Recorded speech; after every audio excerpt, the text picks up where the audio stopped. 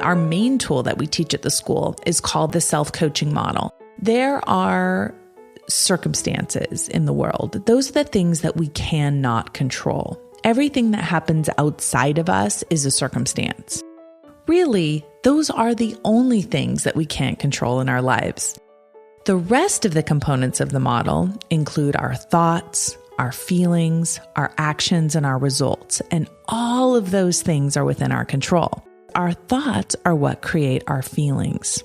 So our thoughts create our feelings. Now, our feelings are also important because they drive all of our actions. Okay? They are the fuel for our actions. So when you ask me the question, why am I not taking action? It's because of the way you feel.